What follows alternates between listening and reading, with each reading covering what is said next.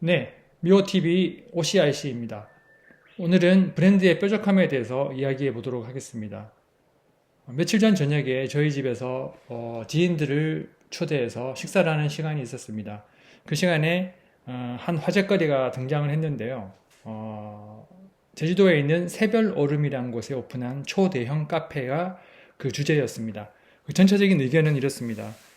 지금 제주도 경기가 바닥을 치고 있는데 전문가들이나 자본가의 힘을 얻은 큰 대형 카페가 오픈을 하게 되면서 그나마 살아있던 작은 카페들은 다 망하게 생겼다. 큰 자본도 없는데 어떻게 승부를 걸겠느냐.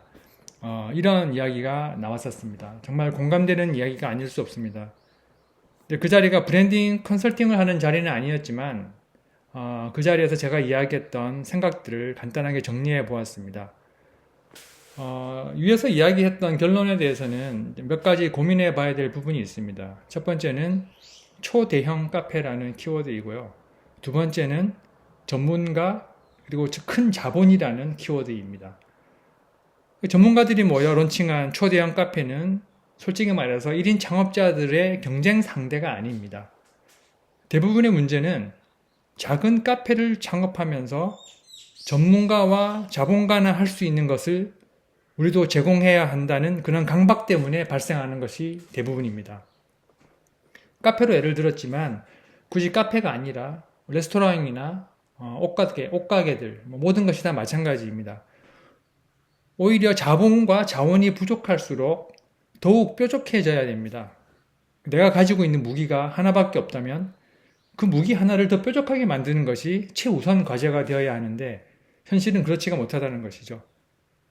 그 뾰족해져야 된다는 것은 결국은 나만의 컨셉을 가져야 된다는 그런 이야기가 되는 것입니다. 그렇다면 어떻게 하면 이 뾰족한 나만의 컨셉을 찾을 수가 있을까요? 그 방법은 두 가지의 접근 방법이 있습니다.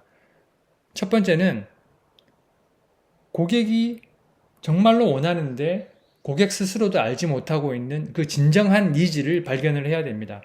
카페를 예로 들면 고객이 진정으로 원하는 것은 그렇게 복잡한 것이 아닙니다. 스타벅스에 고객들이 가는 이유는 정말 맛있는 커피 하나가 있어서가 아니라 넓은 공간이나 안락한 소파, 세련된 음악, 이런 감성적인 요소를 원하는 것이죠. 스타벅스는 이것을 자신들의 전략으로 정리를 했는데 이것이 바로 제3의 공간이라는 컨셉입니다. 그들은 이 감성적인 요소를 스타벅스의 컨셉으로 내세웠던 것이죠. 반면 제주도에 최근에 오픈한 비교적 작은 카페인 M 카페가 있습니다. 사람들이 이 카페를 굳이 찾아가는 이유는 다른 곳에서는 맛볼 수 없는 매력적인 커피가 하나 있기 때문입니다. 이것은 감성적인 요소라기보다는 상품의 기능적인 요소 하나가 차별화되는 것이겠죠. 그래서 이 카페는 그 기능적인 그 커피 하나가 컨셉이라고 할 수가 있습니다. 이처럼 진정한 고객의 니즈는 감성적인 요소와 기능적인 요소 두 가지 분야에서 찾아낼 수가 있는 것이죠. 그리고 두 번째 컨셉을 찾는 데 필요한 단계는 고객의 숨은 니즈를 경쟁자들은 어떻게 채워주고 있는지를 살펴보는 것입니다. 그 과정을 통해서 우리는 경쟁자가 아직까지 채워주고 있지 못한 고객의 진정한 니즈를 찾아내는 것이 키워드입니다.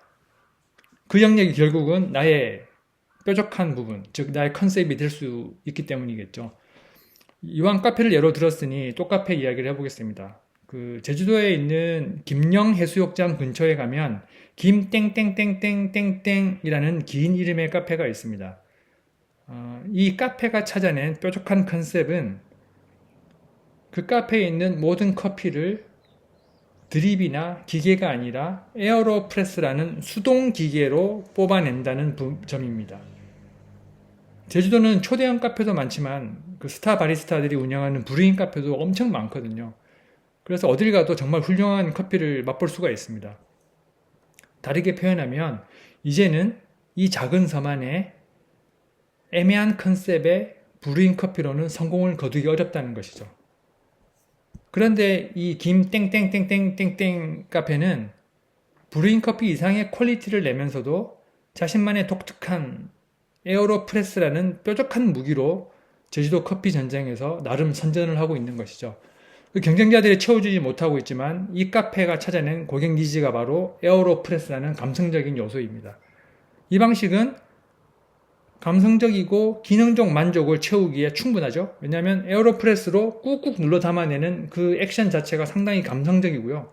그 에어로프레스로 뽑아낸 커피는 이제 브루잉 커피에 버금가는 상당히 깊은 커피 맛을 내기 때문입니다.